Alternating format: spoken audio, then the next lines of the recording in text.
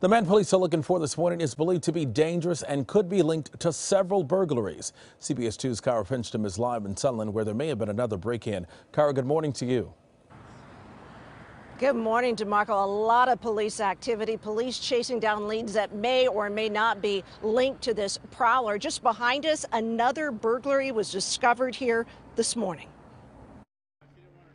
I came down to check the property and both deadbolts are off of the pod and somebody took half of our property. Officers with guns drawn went into this woman's vacant Sunland home this morning. She's moving and says electronics, tools, and other items were stolen from a storage unit.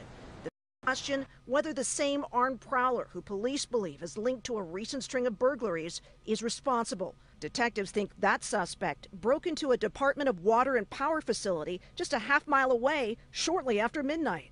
The mannerisms and the way that he moves and what it looked like the style of weapon, we do believe that this is the same person. A DWP guard saw the suspect on security cameras toting what appeared to be a long gun.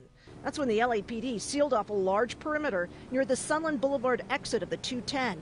12 DWP employees were locked into a room guarded by police, and nearby neighbors asked to shelter in place. SWAT team members, canines, and drones helped in a massive search, but ultimately officers say the suspect got away, apparently again. If he knows any of the drainage systems or the little rivers or anything else that he can go along, that's how we believe he's getting out or evading us. For weeks, security cameras have captured images of what detectives believe is the same prowler with a tattoo of a marijuana leaf toting different guns. Detectives think he stole an assault rifle and a BB gun and say he appears to also have a hunting rifle with a scope. They suspect he's linked to 10 different burglaries or theft attempts since mid-October. When he was in our neighborhood a couple of days ago, we noticed that he was wearing a blue puffy jacket like that, and he was armed with a huge rifle.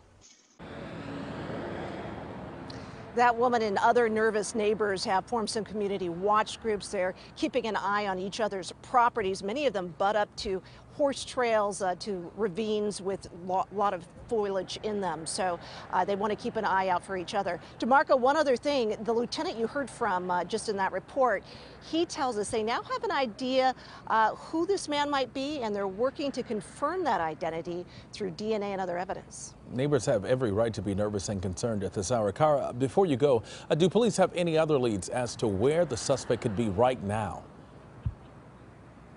They tell us they have been getting numerous phone calls from people within the community, and they're very grateful for that, as to where this man may have gone since he was last seen or believed to be seen early this morning. So they are right now chasing all of those down. Yeah, let's hope they can get him off the streets right away. Kara Finnstrom live in Sunland. Kara, thank you for that report.